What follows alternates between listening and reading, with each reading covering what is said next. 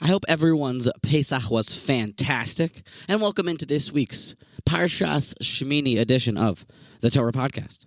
I want to do something a bit different this week. I wanted to begin with a quick summary and synopsis of the Parsha, because of the fact that there seems like there's only really one day here to prepare for Parshas Shemini. So, in less than a minute, I want to run through some of the general themes before we move on to this week's idea. If you enjoyed this format, please reach out, text me, email me, WhatsApp me, if we should continue doing things of this like.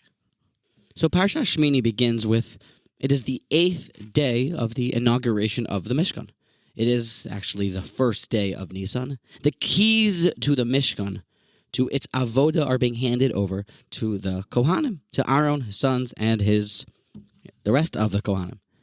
That's how the Parsha begins, before it takes a tragic turn to the story of the death of Nadav ve'Avihu, Aaron HaKohen's sons, people that were described at one point in the Torah as even greater than Moshe Rabbeinu and Aaron HaKohen, yet because they brought some alien fire, an Eish Zara Lifnei Hashem, they died brutal and tragic deaths. And the Talmud and many of the commentators all grapple, trying to figure out what exactly was the sin. At my count, I counted 10 separate opinions, and Rav Dessler weaves a thread, one single theme through all 10, and you can see that in Mechtav Me'el Yehu. Moving right along in Parshas Shemini. The next topic is about all the different mitzvos surrounding the Kohanim's avoda. Some, to give an example, are you cannot do the avoda, the service, while intoxicated.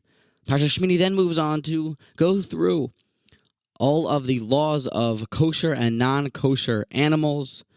And it seems that, based off of a Ramban, that Jews and people really are what they eat. There's rather frightening words from Ramchal, Mesilas Yesharim, about how we can stop up our spiritual hearts in a quite literal sense by consuming foods that are not kosher. And right before the Parsha concludes, we are treated to some rather hard to understand arcane laws of contamination and the transfer of contamination, be it through a dead person, a carcass, a nevela, how that transfers to pots and to pans. And really, to give the idea, to give this topic real meaning and real feeling, there's an essay that should be studied from Rav Shamshin Rafal Hirsch Zechariah Levracha that will give you an entirely new and pretty practical understanding of the laws of Tumah and Taira. So now moving right along into this week's idea. The wait is finally over. The Mishkan has been completed. The avoda is ready to begin. Moshe Rabbeinu handing over the keys to Aaron HaKohen, telling Aaron HaKohen, come close, Karav el HaMizbeach, begin the avoda. Let's get it going. The time is here. The time is now. The 8th pasuk of our parsha tells us that it seems like there was some delay at the beginning, at the kickoff of the inauguration of the Mishkan. Vayomer Moshe el Aaron. Moshe said to Aaron, Karav el HaMizbeach. Draw near, come close to the Mizbeach. V'aseh es chatoscha v'es oilosecha v'chaper ba'adcho v'ad ha'om v'aseh es karban ha'om v'chaper ba'adom v'kasher tiva Hashem. Reading the pasuk quite literally, Rashi picks up on the fact that Moshe told Aaron, Karav, come near. Because Aaron was, in fact, overawed. And he was ashamed to approach the altar, to approach the Mizbeach. Because, as we will see, he felt that he had a role in the making of the golden calf, the Egel HaZahav, and therefore Moshe had to encourage him. He had to cajole him, saying, why are you ashamed? It is exactly for this position that you have been chosen. Rashi says, he was afraid. He was fearful. Moshe said, for this, nivcharta, you have been chosen. This is your life's mission. In this simple exchange between our Torah leaders and Torah giants, we have been treated to what Rav Wolbe tells us is where our avoda, our service of Hashem begins. To bring out this idea, I'd like to pepper this exchange between these two great Torah giants with a couple yet very similar questions. Number one, why was Aaron bosh v'yare? Why was he overawed and ashamed? After all, he was lokach nivcharta. He was chosen for this job. Why did Aaron not see it that way? And secondly, yet very similarly, why did Moshe Rabbeinu know lokach nivcharta, yet he didn't see? He didn't feel that same need for Aaron to be bosh v'yare. Why didn't he understand that this was a big task? Why didn't he understand that his brother had a very keen understanding of his own role and what he needed to do? And if he was fearful, why didn't Moshe see it Aaron's way? Basically, what I'm trying to ask is, what was the exchange here? What was the back and forth? Now, we'd be remiss if we didn't mention the Degel Machane Ephraim's answer. This answer is also given by a lot of the Hasidic masters, that really, the Rashi reads, Shahaya Aaron bosh v'yare lageshes. He was humble, he was afraid, he was bashful, he didn't want to grab the keys to the Mishkan. So Amar lo Moshe said, Lama bosh lekach nevcharta. For this you have been chosen. Not for this you have been chosen to be the Kohen Gadol, but rather, lekach, because of this, your humility, your feelings of, I'm unworthy, that's exactly why leaders are chosen. And some have suggested that if they're giving away leadership roles and you're the first one at the door raising your hand saying, pick me, that's probably not a sign of the next great Jewish leader. The Ramban gives a different reason why Aaron HaKohen was delaying in starting his avoda, why he was overawed and ashamed to begin his service. Citing truly a nightmarish medrash, the Ramban explains to us that the reason that Aaron HaKohen was overawed and ashamed to begin his service, his avoda in the Mishkan, was because when he walked into the Mishkan the very first time, he looked at the Mizbeach, he looked at the altar, and he saw the Mizbeach in the form of a bull. Aaron HaKohen was filled with feelings of unworthiness. He saw the bull, which was to him, as the Ramban describes, perhaps the only sin that could be attributed to Aaron HaKohen for his part in the Egel Azov, the golden calf. So when he walked in, he felt unworthy. He felt overcome with panic. He started to literally see the Mizbeach as a golden calf, or at least the Medrash says in the shape of a bull. It sounds like a horror movie. And the Ramban questions, why did Aaron see the Mizbeach in the form of a bull? Why here, why now? And two separate answers. The first one we're going to focus less on is citing a pasuk in Tehillim. The righteous keep their sins in front of their eyes in order to remind themselves of how much tshuva needs to be done, but that idea feels a little bit less relatable, and Rabbi Yerucham talks about it at a different point, so maybe one day we will get to that with God's help. But the second answer is remarkable and is really the topic that I want to try to cover in this week's podcast. Says the Ramban that the Satan, the evil inclination, the Satan, he understood good and well what was happening now. He understood that the Mishkan was now ready to go, and he understood that the keys were about to be handed over to one of the holiest Jews around. He understood what would happen with all of this Kedusha in one place. The Satan understood that if Aaron HaKohen was to embark on this unbelievable leadership role, it was going to be bad news for the Satan. So the Satan, the Yetzer Hara, came, and he began to create visions, apparitions, nightmarish apparitions at that, shaping the Mizbeach in Aaron's eyes, turning it into a bull, trying to bring out previous failures to bring down Aaron from taking up this leadership role. The Satan came and tried to make Aaron feel unworthy. He tried to cast doubt. He tried to say, this isn't for you. Look, an Egel Azov. Do you remember when you were involved in that terrible sin? That egregious hate? You have no business being the leader and the commander-in-chief in the Mishkan. And how common is this experience in our day-to-day lives? We have opportunities to steig, to grow, leadership opportunities, chances to begin and embark with large goals in mind. Yet, immediately, the Yetzer Hara throws into our brain real apparitions and visions of previous sins, times that you felt or did things that were probably beneath us. And therefore, he reminds you at the point of attack, at the point of change, right when you're about to take that first step, he shows you the Mizbeach in the form of a golden calf, trying to shackle you and keep you feeling unworthy so you never take that leap. He wants to lock you up. He wants to have you forsake this lofty job, this great undertaking, this large mission of Torah leadership.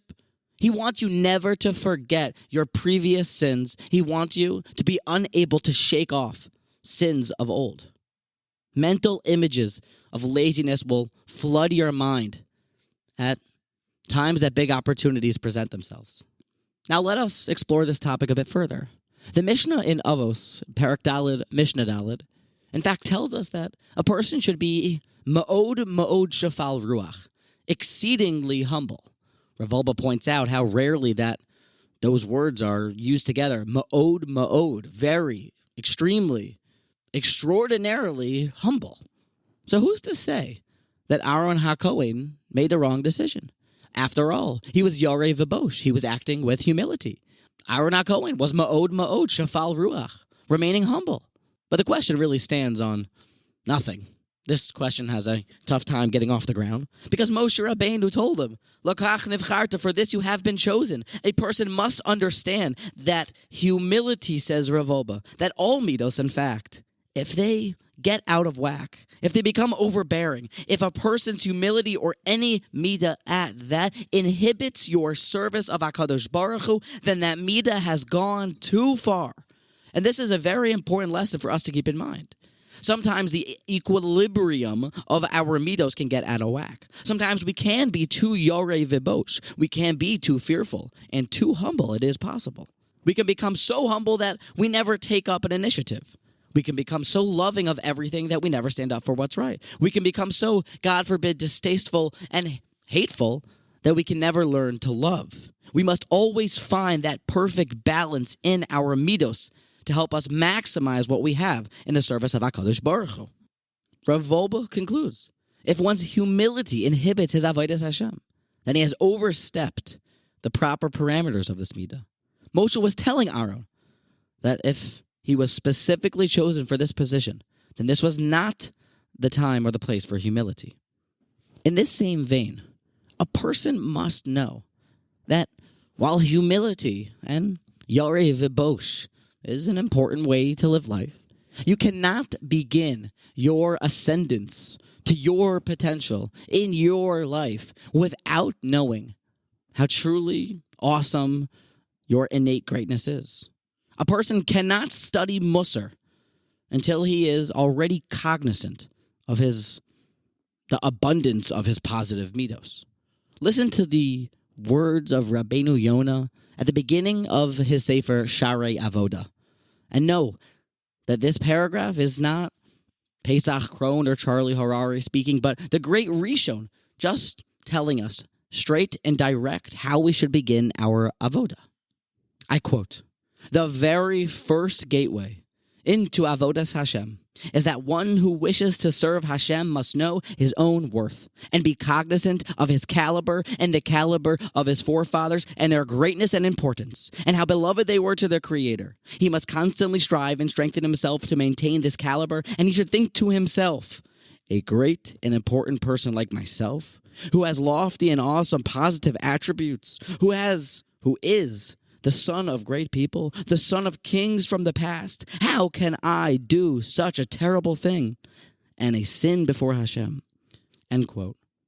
When a possible sin is in front of a person, he should think to himself these words from Rabbeinu Yonah, a great and important person like myself who has lofty and awesome positive attributes and who is the son of great people, the son of kings. How can I do such a terrible thing and a sin before Hashem? Unfortunately, this idea isn't very widespread. The Yetzer Hara is very, very strong in convincing us that we're lowly and that our potential for greatness isn't much. But what we don't understand is that It isn't future greatness that we're looking for, but it's greatness already here, innate, buried within, that we're trying to manifest. Really wondrous words from Rabbeinu Yonah. So now, wherever you are listening to this, whichever community or city you find yourself in, think to yourself, what does the community need? What does Klal Yisrael need? If I was to begin an organization, if I was to start a shiur, if I was to give a lecture, what needs to be said, what needs to be done? Your next thought right after that will probably be some flooding of your mind of the Yetzer Hara telling you, forget this. Have you seen the golden calves in your life? Have you seen all of your previous sins? You will be inundated with mental images from the Yetzer Hara showing you previous sins. And you know what you should remember? Lokach nivcharta. No, for this you have been chosen. And Rav Dessler tells us that in fact, a person merits remarkable heavenly aid when he takes up spiritual leadership positions.